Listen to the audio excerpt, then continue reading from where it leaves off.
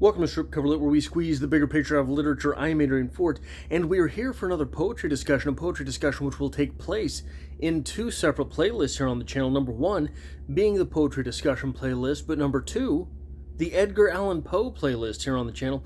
And so we will have a full reading for the poem. We will also have a discussion of the poem. But here's the thing. This discussion is going to go in a little bit of a different direction than the discussions you normally get on The Raven. A little bit of a different analysis, a little bit of a different figuring as far as what this poem actually means. So, let's get right into it. The Raven.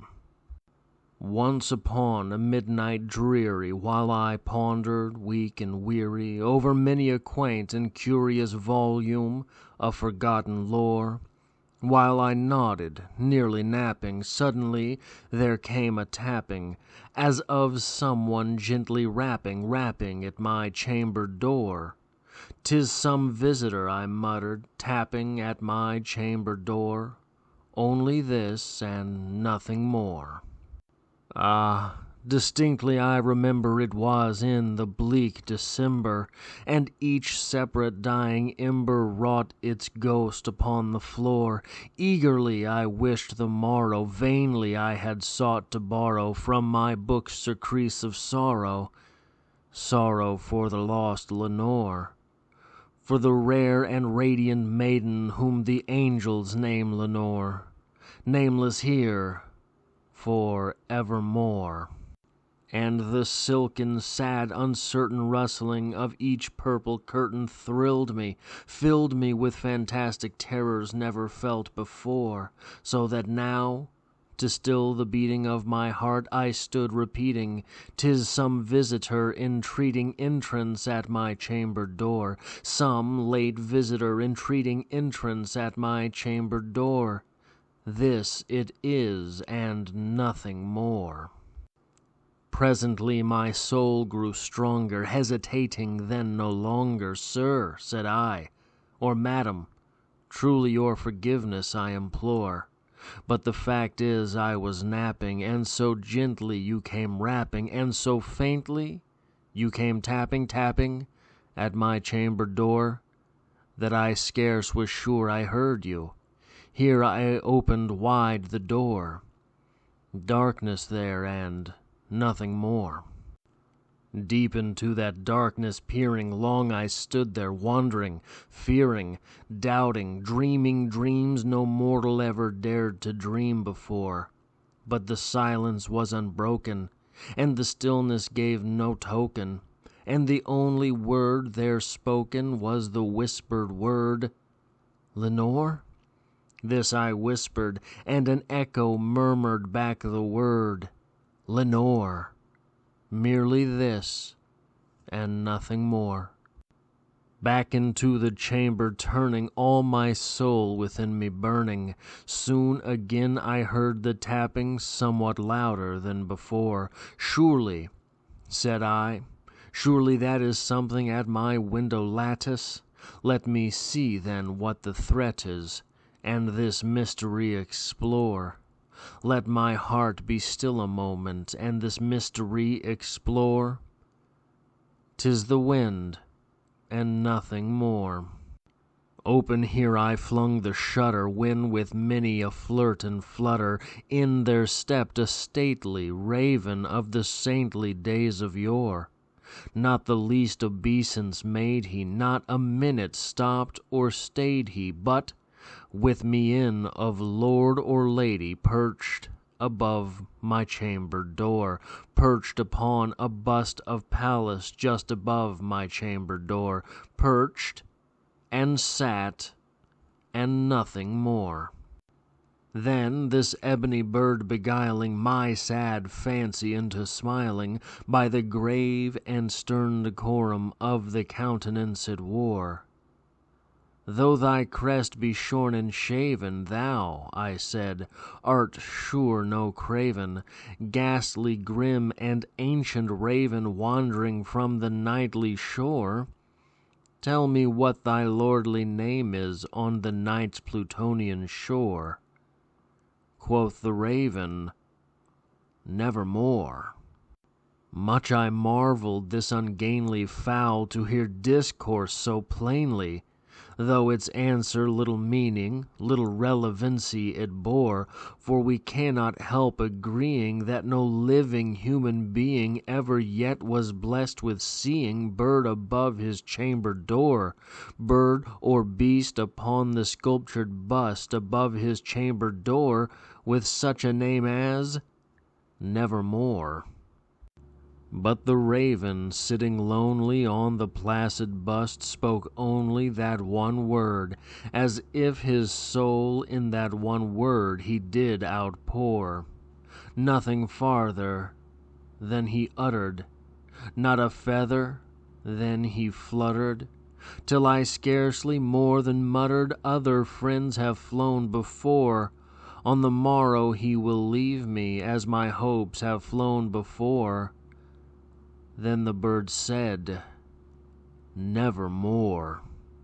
Startled at the stillness broken by reply so aptly spoken, Doubtless, said I, what it utters is its only stock and store, caught from some unhappy master whom unmerciful disaster followed fast and followed faster, till his songs one burden bore. Till the dirges of his hope that melancholy burden bore of nevermore. But the raven still beguiling all my fancy into smiling, straight I wheeled a cushioned seat in front of bird and bust and door. Then, upon the velvet sinking, I betook myself to linking fancy unto fancy, thinking what this ominous bird of yore, what this grim, ungainly, ghastly, gaunt, and ominous bird of yore meant in croaking nevermore. This I sat engaged in guessing, but no syllable expressing to the fowl whose fiery eyes now burned into my bosom's core. This and more I sat divining, with my head at ease reclining on the cushion's velvet lining that the lamplight gloated o'er, but whose velvet violet lining with the lamplight gloating o'er she shall press, nevermore. Then, methought, the air grew denser, perfumed from an unseen censer, swung by seraphim whose footfalls tinkled on the tufted floor. Wretch, I cried, thy God hath lent thee, by these angels he hath sent thee, respite and nepenthe from thy memories of Lenore. Quaff, oh quaff this kind nepenthe, and forget this lost Lenore. Quoth the raven, Nevermore. Prophet, said I, thing of evil, prophet still, if bird or devil, whether tempter sent or whether tempest tossed thee here ashore, desolate yet all undaunted, on this desert land enchanted, on this home by horror haunted, tell me truly, I implore, is there balm in Gilead? Tell me, I implore. Quoth the raven, Nevermore. Prophet, said I, thing of evil, prophet still, if bird or devil, by that heaven that bends above us, by that God we both adore, tell this soul with sorrow laden, if, within the distant Aidenn, it shall clasp a sainted maiden, whom the angels name Lenore, clasp a rare and radiant maiden, whom the angels name Lenore. Quoth the raven, Nevermore. Be that word our sign of parting, bird or fiend, I shrieked upstarting, Get thee back into the tempest and the night's Plutonian shore. Leave no black plume as a token of that lie thy soul hath spoken. Leave my loneliness unbroken, quit the bust above my door. Take thy beak from out my heart, and take thy form from off my door. Quoth the raven, nevermore. And the raven, never flitting, still is sitting on the pallid bust of Pallas just above my chamber door, and his eyes have all the seeming of a demon's that is dreaming, and the lamplight o'er him streaming throws his shadow on the floor. And my soul from out that shadow that lies floating on the floor shall be lifted nevermore. So where I want to focus is pretty much right up here in the beginning of the text. And I think it's important to really ask ourselves what is going on in the poem itself. What are the circumstances of the poem itself? Now, you will almost always get the interpretation that the raven itself is a symbol of grief and loss. And where that comes in is that the raven here is showing up in order to remind our speaker of the grief and the loss of Lenore. And that's a very new criticism type of interpretation. What new criticism says that everything you need to interpret a literary work exists inside the work itself. And normally, I really enjoy those types of interpretations.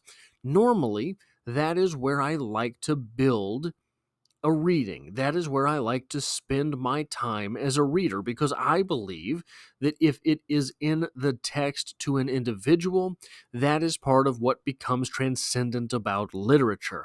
If it is in the text, obviously, the raven shows up as our speaker is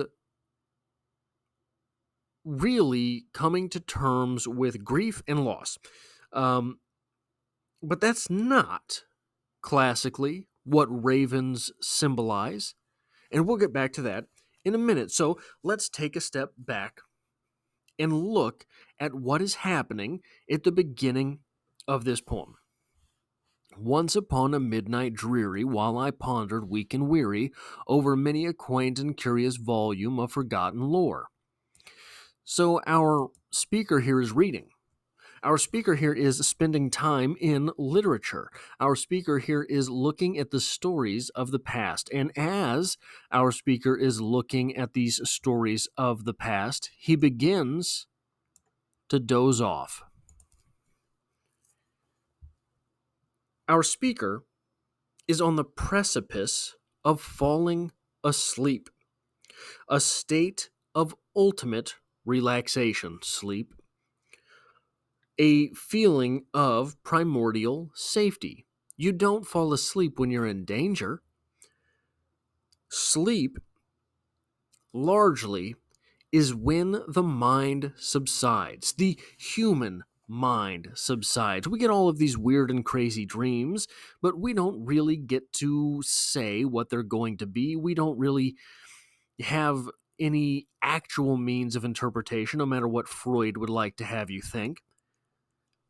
What the brain is doing while we sleep is largely now considered to be working off the excesses and the fluff of the day. It's sort of subconscious consciousness.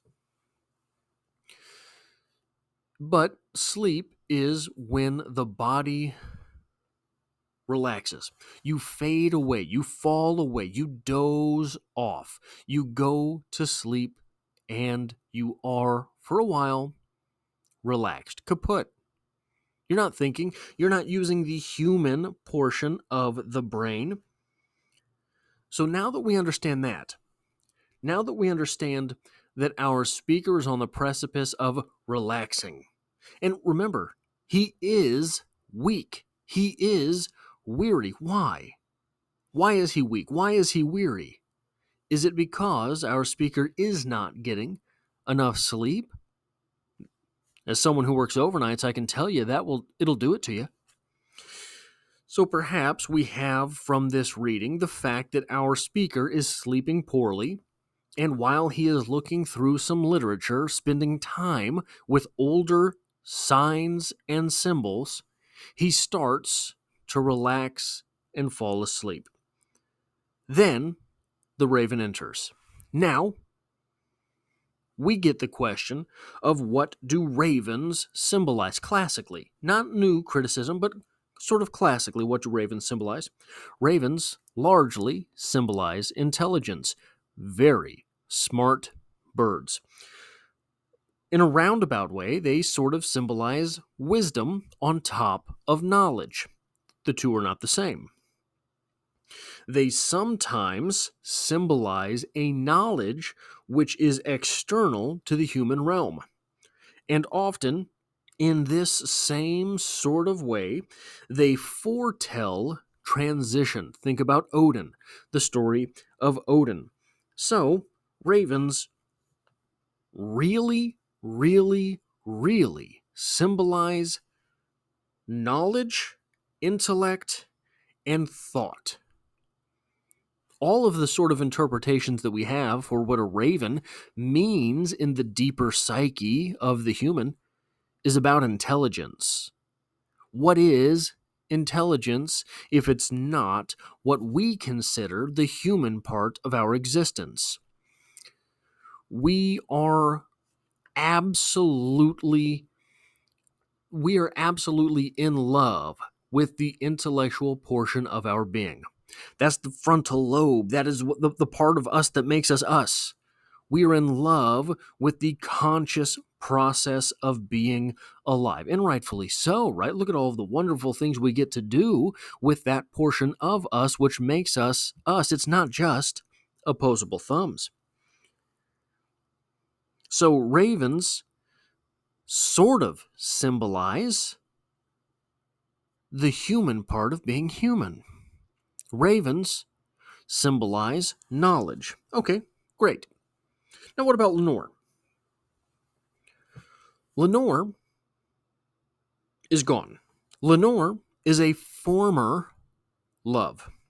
Lenore is a former part of our speaker's life. Emphasis on former. So here is what we really have in this poem. Here's what's really going on at the base of everything.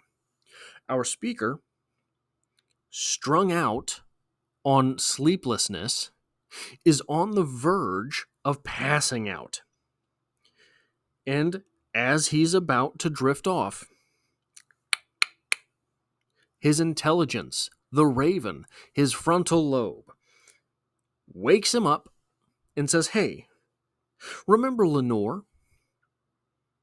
Do you remember Lenore, you lonely piece of garbage?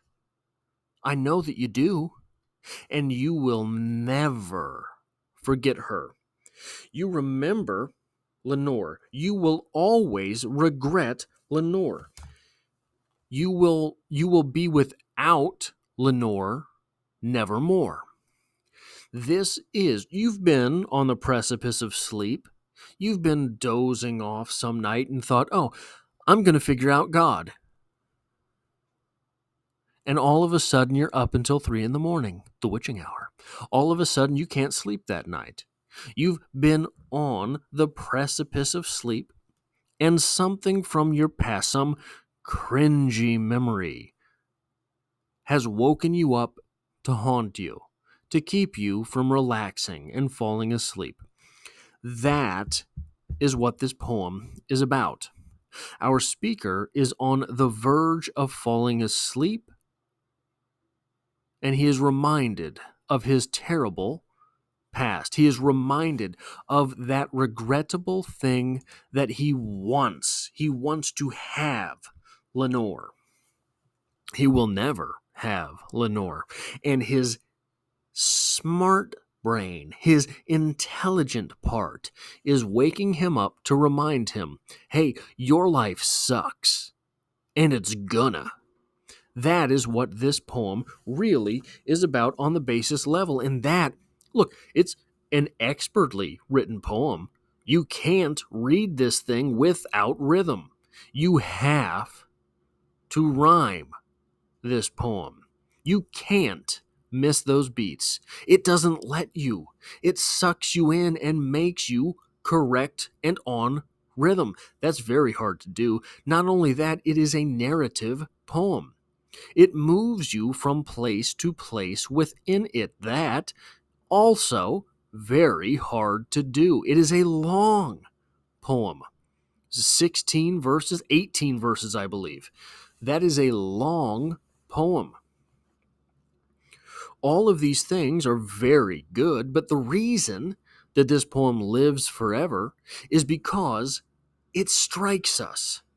We have done this, but this is so crafted and so fictitious that we can't quite put our finger on what it is in this poem which we identify with the self. It is that very moment at the beginning of the poem where our human parts wake us up while we are on the precipice of sleep and tell us, hey, you dummy, you suck. And you're always going to. That's what this poem is about. That little moment that we've all had. That is what this poem is about. That's all I have for this discussion. If you like or appreciate what it is that I do here, hitting the like button really does help me out on the channel, as it tells YouTube to share this video with other literature lovers. And if you find yourself here by chance but not design, consider hitting the subscribe button, because literature is the only thing I talk about on this channel. There's poetry every Monday, and there are short stories, novel read-alongs, poetry multiple days a week, all sorts of stuff I do on the channel. So if you find yourself here by chance but not design, consider hitting the subscribe button to stick around for more. And I hope to have you back for the next one.